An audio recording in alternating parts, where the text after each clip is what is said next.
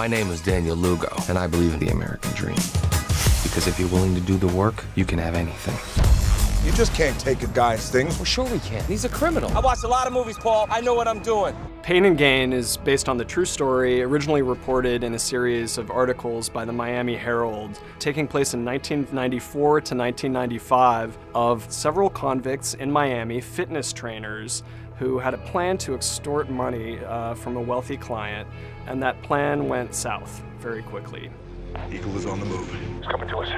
Prepare to neutralize the target. Come on. Come on. Hurry up. Michael had mentioned, I think it was on Transformers 2, that he wanted to do a comedy. Go. Get him. What the hell? Michael's great at action, but he's really good at comedy too. Frick. Where is he? He was right here. Where'd he go? You see him? Where the hell is he? There he is! You got the wrong BMW? It's two exact BMWs. I told you to check the license It plate. was an honest mistake. So we thought it was the same car. It looks exactly the same. I can deal with his impotence. I cannot deal with your incompetence. So for the main title in Pain and Gain, we tried to find a sonic signature that we could kind of bookend the film with. And a lot of the movie takes place in the Sun Gym in Miami, which is famous for these big bodybuilders, kind of extreme bodybuilding. So a lot of creating the sonic palette for the movie was recording gym equipment, elliptical machines, dumbbells, heavy 45-pound weights clanking, and creating that atmosphere that felt really real. When we first started looking at the films, that was one of the things that really wasn't working sound-wise, and it seems like such kind of a small thing, but actually it's a bigger thing because it gives you the feeling of something of it feeling real, and what didn't feel real was the actual life in the gym. It's one of those examples of something we do in sound that seems very small but actually has a much bigger effect because it works a little subliminally. We wound up using the sound of our dear friend Mike Hopkins, who sadly passed away last year. But Ethan and I worked with him on all the Transformers films, and we had done a lot of recording with him, creating the sounds of Bumblebee.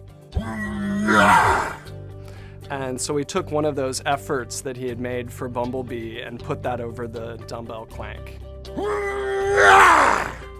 And that was our homage to Michael. And we told Bay about that, and he really liked that idea.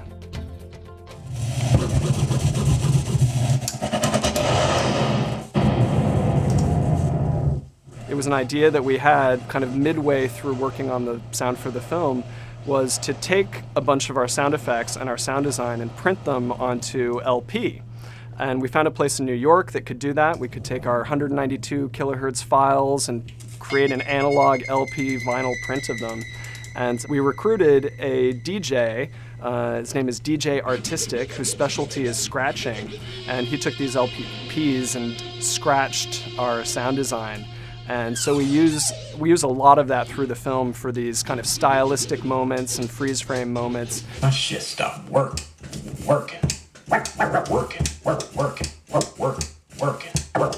We're always into trying to do things that we don't know that they've been done before, and this is sort of an example of that. We'd never heard of any sound people sort of coming up with this kind of thing, and it's really perfect for what the film is, you know, the whole 90s era, and also just for the vibe of the film.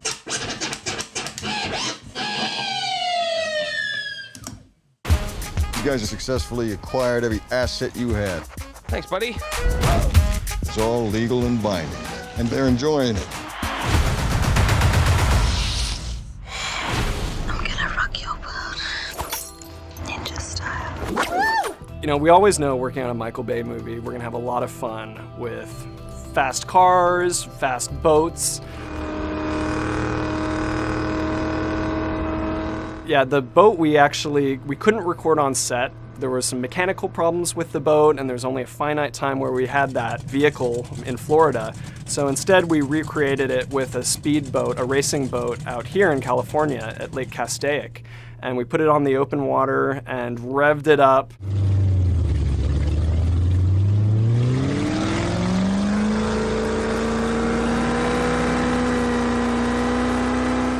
And actually our PA lost his prescription eyeglasses because of the sheer force of the wind pushing against us. I kept losing my headphones and I was trying Ethan almost lost his shirt.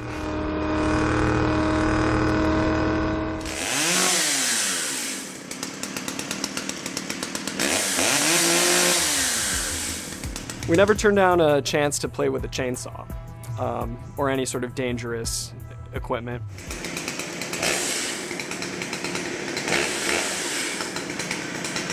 Here at the Sony Studios Mill store, we brought a chainsaw that we'd rented from Home Depot, very much like the characters in the movie did, and recorded a bunch of chainsaw sounds.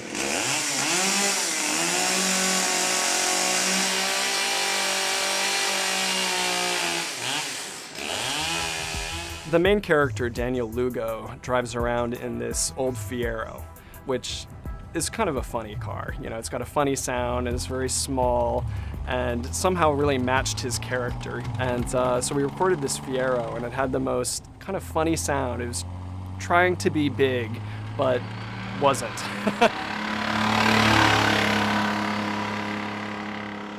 There were other cars. We got to play with a Lamborghini Diablo, which is one of the scarier moments I've had in a car. When you get that fast, you feel like, you know, we got to 135 miles per hour, and I felt like the thing was just going to take off the road. And we'd come to these quick stops. Our expert stunt driver would just slam on the brakes, and I would fly forward, and my headphones, through sheer inertia, would rip off of my head and hit the windshield. And my headphones flew off, you know, maybe 10 times during that recording set. So, but we got good stuff.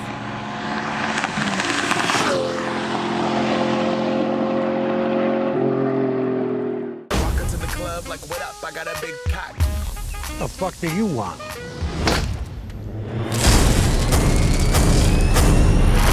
You knocked him out, man. What the fuck did you do that for? Okay, I need to read the manual. I didn't figure it out. Need it anymore. Here, you take it.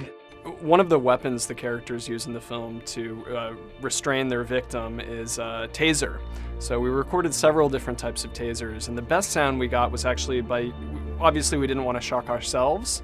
You know, we like to get dangerous sometimes in our job, but not that dangerous. So we used grapes, which are actually very much like human skin. There's kind of a fleshy, wet interior with a skin-like membrane, and it conducts electricity very well. And so we were zapping grapes, and that's our main like zapping sound, which we use in a few places in the film. Fortunately, we did not get zapped. We're looking for merchandise to shock, incapacitate, and imprison our fellow man. Hit me!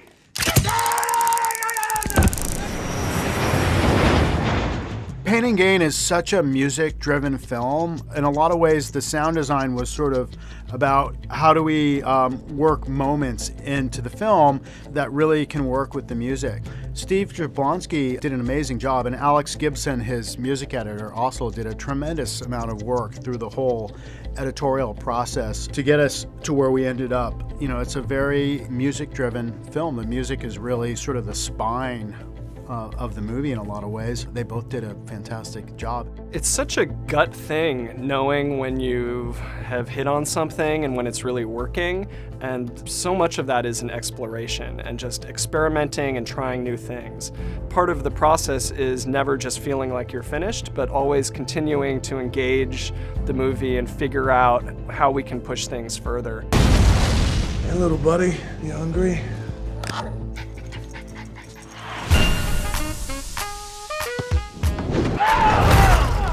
What the hell are you doing on the ground? That hurts. Well, it's supposed to hurt. It's called pain and gain, Rusty. Don't be a little bitch.